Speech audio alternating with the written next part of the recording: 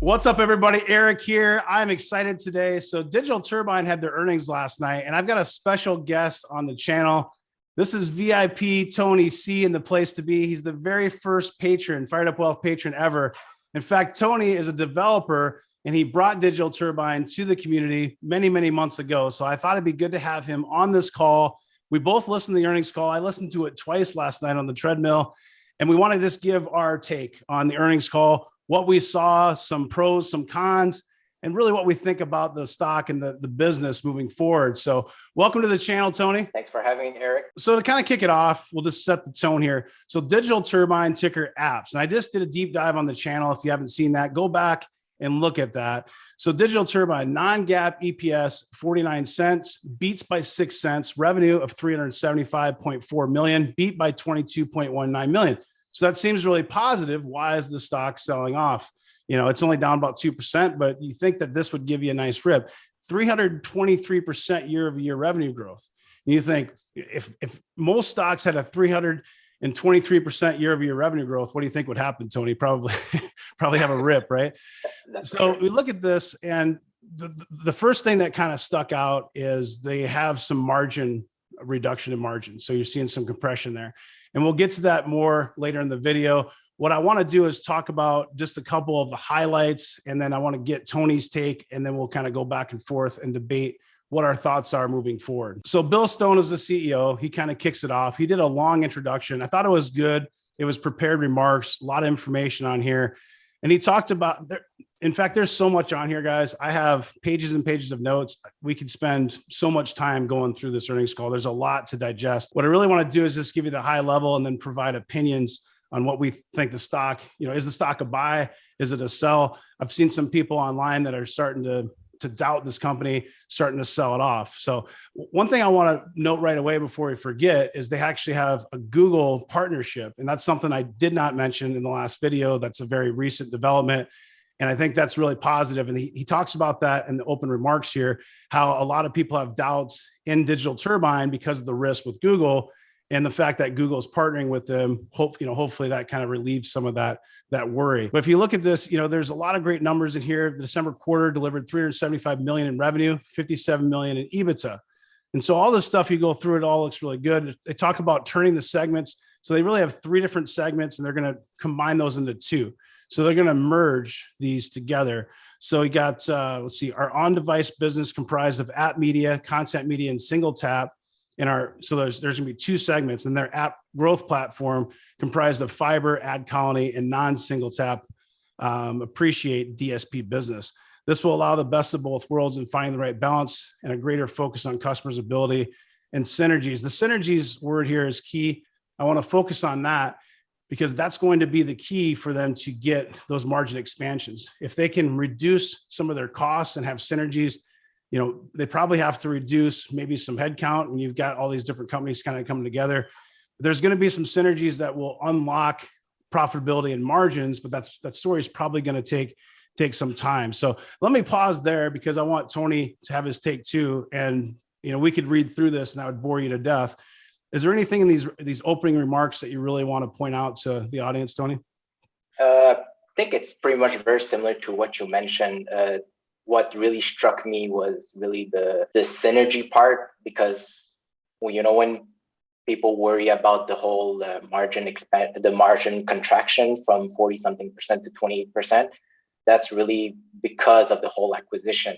When you look at the breakdown into their earnings, you see that fibers is one of the biggest margin eating part because it's 40% of their revenue, but it's only 20% of the margin they take over. As for their legacy business, is 30% gross margin, but 35% revenue also. So definitely some restructuring will have to happen in order to help cut off those headcount and bring better return on their side. Our synergy revenue run rate approached 10% of overall revenues as we exited the quarter. And we saw, if you remember, there was kind of a ramp up on the ad colony. The last quarter, it was a little bit down, and we saw kind of a ramp up from that. And there's a couple of things they talked about. There was a few places they talked about. Let me find that for you. So on the margin front, in addition to the revenue these synergies create, so the synergies create revenue, many of these synergies also improve our gross margins while simultaneously delivering more value for our partners by taking unnecessary links out of the supply chain of digital advertising. This is a major strategic focus area for our team to accelerate our progress here. So for me, that's key, because that's really the main red flag that we saw was the margin compression. And when you look at everything else, the growth is still good, and the bottom line is actually growing very positively too. And you look at the EBITDA. In fact, they mentioned for 2022, I believe 50% top line growth, 80% bottom line growth. So it's still very positive. It's just there are some concerns about the margin. But I think for me personally, if I look at the risk that I thought Google was, and I look at the environment they have now with Google, if Google's a true partner and it's not a threat, to me, that overweighs a little bit of margin compression. I also have been around the block a while too, and I've been part of startups, and I understand when you have these mergers and acquisitions, there's costs associated with that. There's a lot of stuff going on. He mentioned something about having the ability to chew and walk gum at the same time or simultaneously. And that's harder than a lot of people think. So to see a little bit, this is their second quarter now reporting after these major acquisitions where it's one combined company. And to see a little bit of margin compression isn't really that scary yet, but it is definitely the major risk at this point now to keep an eye on. I think it kind of replaces the Google threat. But if they're still growing their bottom line number and their cash balance, that's really positive. I know they did increase their debt. I think the revolving line of credit they mentioned, they lowered the interest rate, but they added another $150 million. So some people don't like the fact that they have some debt, but I think it's healthy debt. And I think that there's good reason for it as they try to build out the team and they try to build new products and expand into different opportunities. So what are your thoughts on that? No, I kind of agree in this, what you mentioned. Google doesn't seem to be a threat short term. Actually, I would see Google having a benefit, having Digital Turbine into their ecosystem, because right now, when you think about the whole ad space, Google is having issue with their cookie tracking. That was part of when they discussed a few months ago. So what I would see is that the fact that Google decided to take this partnership with Digital Turbine is that by, let's say, hosting their whole ad exchange into their GCP network, they can find out exactly where are their customers and where are their traffics are going. So for Google, it's probably like a tiny loss, but a bigger gain in the long run. And at the same time, for Digital Turbine, they are able to cut all those, middlemen in their whole ecosystem and have it more centralized. Yeah, and it mentioned too, about the regulatory and compliance issues, and Google probably doesn't want to step into that and try to take the entire basket. I think that creates more antitrust risk for them. And here's the highlight. We just kind of mentioned it. So we already discussed the organizational segments early in my remarks. So the first area I'd like to discuss is our Google relationship. Our first material milestone in leveraging our scale was our strategic announcement with Google. Our Google announcement has three primary benefits. First, financial benefit of hosting agreement. We expect this to yield material cost savings over the next few years. Secondly, the commitment by Google to work with us across businesses, including the Android group. And it was actually interesting too. So Android's about 70% of their business, they said, and they are doing more with iOS. But I think the key, correct me if I'm wrong, the Android devices, they have the single tap, the preloaded stuff, where the Apple phones, they don't. So they don't partner directly with Apple, but they do have the ads that they can sell basically in the iOS community. Did I get that correctly? Correct. With the acquisition of AdColony, Fiber Network, they're able to expand their revenue to the iOS when it wasn't possible back then with their legacy system. Right. Because I mentioned in the last video, they don't work with Apple, and that's true. They don't work directly with Apple, but they are in the iOS community. But 70% is really focused on the Android market, which of course is Google. So if you look at this, secondly, the commitment by Google to work with us across their businesses, including the Android group. We've already begun working with Google on a variety of operational and strategic areas into the future. And finally, is credibility. We understand that Google has been viewed as a threat by many to our business, and hopefully hearing from Google in their own words to help mitigate those concerns. So I think that was really positive. It also talks about down here about the regulatory front. We're seeing legislation around the globe. We talked about this in the apps deep dive a little bit, right? Regulating these big tech firms. And he mentioned it many times, mega cap tech. He kept saying mega cap tech, the CEO. So give more consumer choice and control. In particular, here in the United States, Bill S2710, also known as the Open App Markets Act, received 21-1 bipartisan vote from the Senate Judiciary Committee last week. Strong endorsement to continue to proceed legislative process. So this would debundle the Google and App Store apps from the operating system and offer consumer choice. If that actually happened, it's a long shot and it's a long ways from actually happening. So you need to understand that if you're watching. But if it did, it would benefit a lot of companies like, Digital Turbine. So I don't know if you have any thoughts on that, Tony, but I thought that was interesting. It's actually very beneficial for Digital Turbine, since at first you may think that they're dependent on Android and iOS, but the reality is that they're dependent more on the app itself. So even if the app does not reside into their ecosystem, but let's say into another ecosystem that we don't know, if, let's say like a Chinese one, well, if there's a TikTok version over there, then they can have their platform into it. So for them, if there's more regulation, there's a bigger benefit for them. Yeah, one of the quotes here from the CEO, given our unique position with operators and OEMs, we see today's regulatory environment as a tailwind, not a headwind for our business. So I think that is really important. And then turning to Apple's iOS, we kind of mentioned this, Android shares continue to grow and now is 70% of total revenue. But even with this mix shift to Android, we saw a return to iOS growth in the December quarter. Our iOS revenues grew 33% sequentially and 20% year over year, which demonstrate that IDFA has not been a material headwind for a business, which I think is important to note. So another thing, Tony, that I caught on the earnings last night. So non-GAAP gross profit was up 169% to 103.4 million in the quarter. Gross margin on the platform was 28%. On a sequential basis, we experienced an adverse impact. This is key right here, from partner and segment revenue mix shifts in the quarter. As a reminder, while gross margin rates can fluctuate from quarter to quarter based on our product and partner mix, we anticipate continued margin expansion in the future. In line with our growth targets recently outlined in Investor Day they did in November, driven by continued execution on our product and partner diversification strategy. Also, that synergy by combining those different groups is going to help with that as well. But I think this is really important, and you have to kind of read it a couple of times to really make sense of it. But they experienced an adverse impact from partner and segment revenue mix shifts in the quarter, and basically saying that margin rates can fluctuate from quarter to quarter. So it's telling me that they expect some seasonality, but they expect that they can get their margins to that, low 30% range, I think is what they said in the Investor Day. So it might not be as high as it once was, but maybe the synergies can improve that. But I think that's still the major risk with this company. When I go through all the earnings, everything is so positive. The reason that the stock's not popping is people are trying to digest to say, well, wait a minute. So they're bringing in more money, but they're bringing more debt. So they actually increased their cash flow, their free cash flow. They increased their balance sheet in terms of their cash on hand, but then they also increased their debt. So the balance sheet isn't maybe bulletproof or perfect, and then you've got some margin compression. But they're trying to explain that it's somewhat seasonal and that there was partner shift in the segments.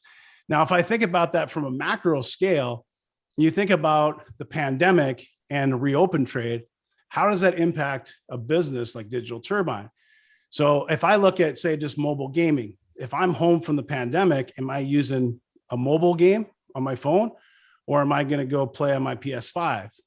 If I'm back to the office and I have to take the subway every day, maybe I'm actually using my phone more. So, you could argue, and some people maybe don't have a console and they just use the phone. But I think as more people travel and get back to normal, I think that mobile is going to be more important again. Before the pandemic, mobile was really eating into the console activity and things like that, because people were always on the run and they were, on the back of their Lyft, the back of their Uber, on a plane, whatever, they're playing games.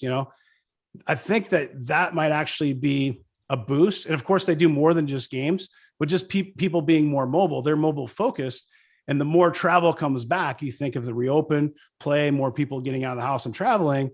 To me, from a macro impact, that actually could be an opportunity, and that could actually boost, a business like Digital Turbine. What are your thoughts on that? Does that seem logical, or am I just way out in left field on that?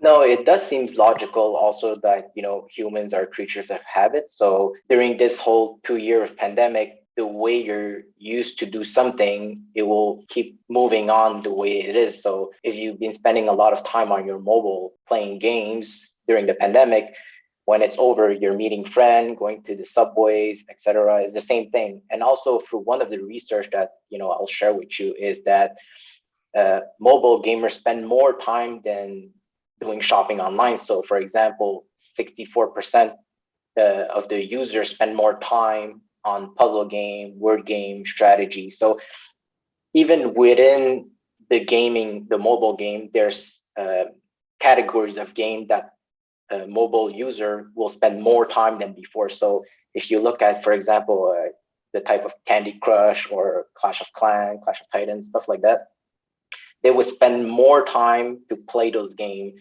than shopping online. So that's a very, it's a positive synergy or positive catalyst for Digital Turbine. I agree. Did you spot a couple of times they talk about cloud on the call? In fact, at the very beginning, he talks about adding Molly Spillman officially joined the board of directors. Of course, it's just the board of directors, but Molly's deep ad tech, mobile, and cloud experience will be helpful. And then later on, they mentioned it a couple of different times. Did you spot that as well when they're talking about they want to be more cloud-based? Yes, I saw this. And what we can sort of speculate is, for them acquiring all those companies, they would need to have a more, like you say, synergistic solution so that, they can cut off all the middlemen and having everything under one umbrella. So I would see this kind of, when they mentioned the whole cloud, or it's more like a migration to it, would help, drive this margin for the business. Well, and they talked about, of course, if you watch the last video, it explains how their legacy business was more that, preloaded and single tap, and they've kind of extended more out of that, and how they want more of their business to be an ecosystem. So not just a one and done, but an ongoing recurring type thing. And I thought that was really interesting. They want to make it more like there's recurring revenue. It sounded like they even wanted to make it more of a subscription model, even on the install base, where there might be recurring revenue, but it was very vague. So like you said, you can speculate on that, but I noticed they said it a couple of times, and I wish one of the analysts would ask the question like, hey, what's going on here? So maybe we missed it on the investor day and it's something to go back on, but I noticed the word a couple of times and I kind of scratched my head because I don't think cloud when I think of Digital Turbine necessarily. He does mention in the beginning in the open remarks about how the supply chain doesn't impact as much. I'm going to find that really quick. To close out my prepared remarks, I want to reiterate my commentary from last quarter on the macro and industry specific events happening real time. First, on the macro environment, one of the greatest things about our business as a cloud-based mobile software company, maybe I didn't know the company as well as I thought. Okay, it's a cloud-based mobile software company. Okay, I like that. Is we don't have input or hard costs. Thus, our exposure to supply chains and inflation risk is extremely low relative to other organizations. We understood that part, but hearing him call his business cloud-based mobile software company, that did actually catch my eye. So I thought that was interesting. Okay, so here's the follow-up. Optimizing performance for our existing advertisers, increasing the number of advertisers on the direct platform or DSP that we purchase from Appreciate. Third is licensing of the technology as more of a SaaS-like play. And finally is getting single tap on more global devices. So they want to license their technology as more of a SaaS-like play. And I think that's something to keep an eye on. We're excited to begin working with our new partners, such as Oppo and Vivo, and are also excited to begin expanding further existing partners such as Samsung and Telefonica. You said that's a Spanish network provider, is that correct? Yeah, so you can think of Verizon, but in Spain. Okay. Well, and one of the analysts asked questions about the Telefonica relationship. They said that they just rolled it out in a couple of countries. It's brand new, so we don't even really see any numbers from that, and they're trying to expand it more and more. So I think some of those partnerships are really key. And we also mentioned TikTok. Can you provide more insight on the TikTok partnership? What's going on there? Yeah, so right now, Digital Turbine and TikTok, there's been in a relationship for already for 2 years, but their main business has been mostly in Latin America. And now they're more in discussion about the whole in North America, where, the big money is, where now we recently saw a couple weeks ago where TikTok overtook YouTube as the biggest, the view time, I believe. This is something very big for Digital Turbine, if you think about it, because right now TikTok is having like this red carpet treatment with Digital Turbine. They're going through Digital Turbine first for all their advertisement. That's very promising for me in terms of like for an investor long term. Yeah, absolutely. No, it's good. I appreciate you providing that. So they talk about here, we also added 68 million devices in the quarter. So 68 million devices, that's a pretty big number there. There's so much information in here. Like I said, we could spend hours just talking about this earnings call. I guess kind of to wrap it up, what are your overall thoughts on the earnings, just your gut feel, anything that we missed? And then what are your thoughts on the stock moving forward? Is it something you own or you add more shares? What are your thoughts? Yeah, it's something that I own. I would like to add more probably during more downturn or on the next quarter, because since this quarter, it's very, how can I say, it's very bullish, the whole earning transcript, but there's still a lot of like cloudy part where they talk about, the whole synergy cost, the gross margin. So I think the stock will trade sideways because of that, the uncertainty. We're not sure it's really, we'll know those kind of information in the next quarter. At least one thing for sure is that the fact that they mentioned about partnership with Google, partnership with TikTok expanding into North America, having those OEM deal with Vivo, Oppo, which are very big in Asia, with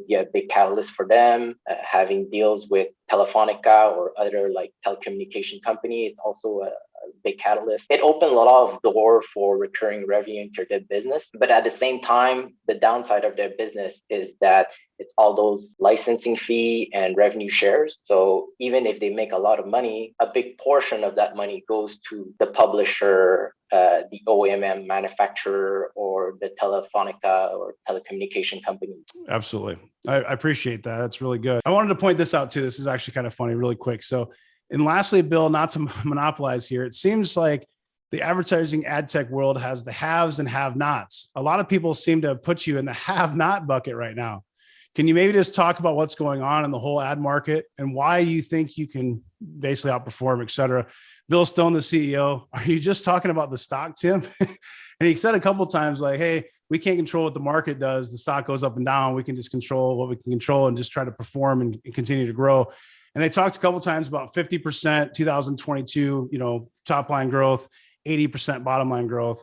And you look at the valuation, the stock is still pretty expensive. And I think people are still digesting that a little bit, but he says, Tim says the stock, yes, the financials look great, but there obviously is a lot of disruption in the industry going on.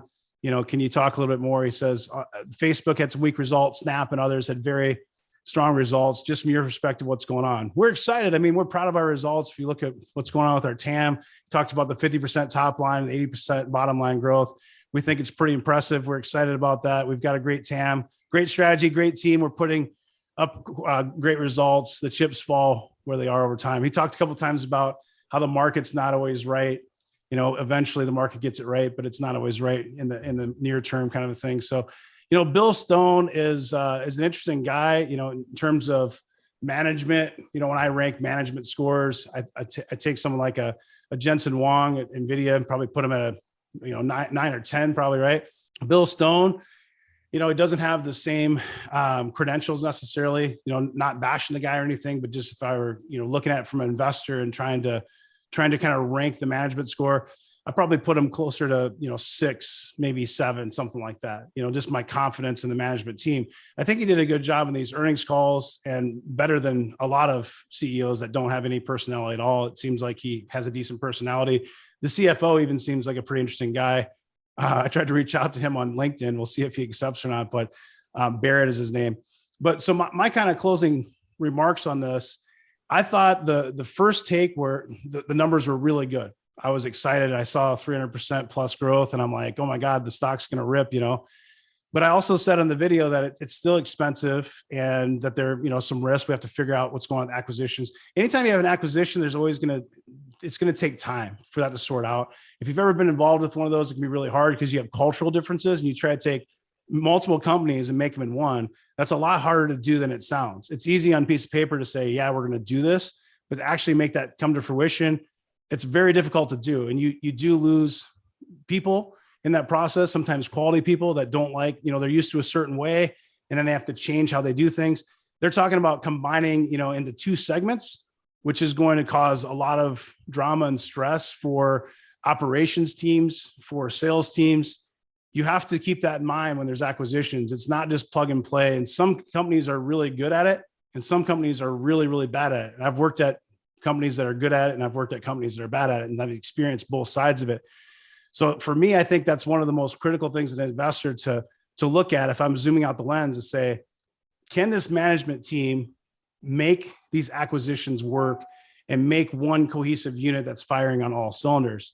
And that is to be determined. It's uncertainty. The margins are also an uncertainty. The synergies are an uncertainty. Okay.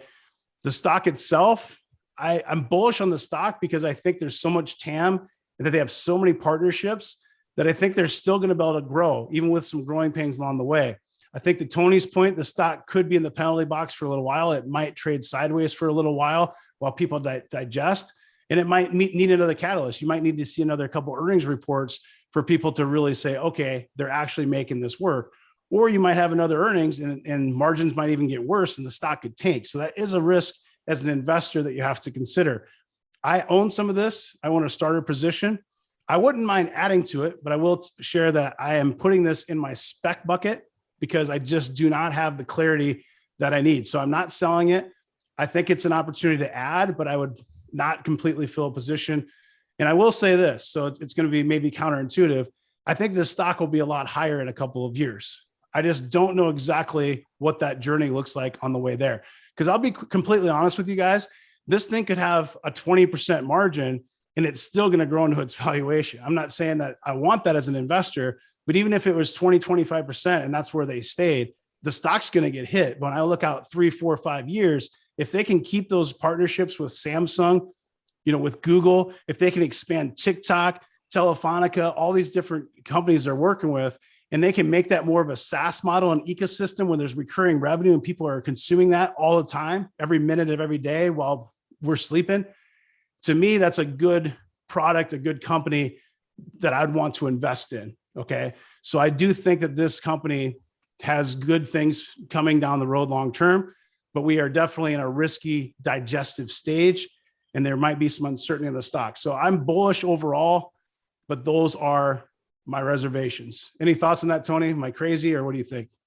No, I think, definitely penalty box in the first, I would say probably 2022 would be a penalty box for them. So for probably any traders, they may have to consider something else, but for long-term investor, starting a position may be something interesting. I would say that, Digital Turbine is probably here to stay. The acquisition and the execution they made, it's proved that they have a strong management team, and that's something very, important for me. That's why, I consider apps more on the growth side than on the spec side. Of course, the revenue the margin part taking a hit is definitely a concern, but I would say it's more of the acquisition issue that they can resolve probably in the following quarters. Yep, I agree. And it's funny, while we're talking, the stock is now up 1.4%. So maybe people are digesting faster than we thought. It's one of those things where I won't be surprised if the stock goes higher, but I also won't be surprised if it kind of stays in a range. I've said for a while, I think 45 and under is a buy. So that's kind of been my target. And it actually got to 35 at one point, I believe. So if you're dollar cost average and under 45, you're probably pretty happy, even that it's at 46.73. Right now, the market cap on it is 4.5 billion on the nose. It's up 1.63%. So maybe people will digest it and then see that longer term, there is a lot of opportunity in this company. And for me, I think I want to see a couple more earnings. So I might nibble a little bit, especially if we have an overall pullback and it gets back below 45. but it could be one of those stocks you never get those up, that opportunity. It could end up being $55 in a week, and you say, well, I watched Eric and Tony, and they said it was going to be in the penalty box, and it's up 20%. I mean, that could happen. It just depends on what the market does and what traders do, because traders can pump these stocks up too, guys. If traders see, they don't do the due diligence necessarily that we do as long-term investors. If they see 300% top line growth, it might just be, one of those things where they start pumping money into it and they could pump it a lot higher. So you have to remember this stock was over $100 at one point, and it's come back down. So a lot of growth stocks hit. You could argue that $100 is too expensive for the stock, but you could argue that, before earnings, it was trading at like 85 P ratio or something for the growth. Is it expensive? Sure, but also can grow into that valuation pretty quickly. And you're talking about top line growth 50%, bottom line growth 80%. Yeah, margins are definitely important, but the overall big picture, the financials aren't bad at all. So I would say I'm bullish on the stock.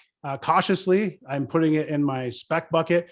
And to kind of explain that further, Tony and I are more SaaS guys. I mean, that's kind of our background. And these guys are trying to dabble in that area, it sounds like we talked about, right? But at the end of the day, it's ad tech. And I've done a lot of homework trying to educate myself on ad tech. I've brought a lot of that research to the community as well as YouTube, trying to educate people. But it is very complex, and I'm not an expert on ad tech. And there is a lot of competition in this space. I do think from a mobile perspective, especially Android and Google, that these guys have, at this point in time, somewhat of a niche that a lot of other vendors don't have.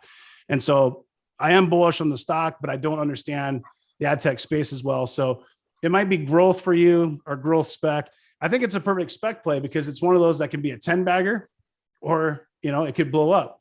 And that's really what I'm looking for in a spec. I want something that can rip, it's going to be a home run ball or nothing. So if I buy 10 spec stocks and I have, say, $100,000 and I buy 10,010 stocks, if 3 of those are 10 baggers, 5 of them trade sideways and 2 of them lose 50% or whatever, you're still outperforming the market greatly. And this is one of those stocks that can pull up your portfolio, especially if things go well. Worst case scenario, this stock still goes higher. Best case scenario, this thing, it flies. I mean, it could be a 10 bagger from here over 5 or 10 years if this story all comes together and everything comes to fruition and the stars align. So bullish, I say it's a buy, especially if you get it 45 or below. I'm not a financial advisor, neither is Tony, just sharing our opinions with you guys. Tony, I appreciate you joining the channel and coming on as a guest. You've been a great friend, and we've worked together. You were the first patron, so you helped get the whole Fired Up Wealth private community started. If anybody watching wants to join us in our Discord community, check out Patreon, Fired Up Wealth. We appreciate your time and attention. Make sure to subscribe, like, and comment. We hope you have a great rest of your day. Take care.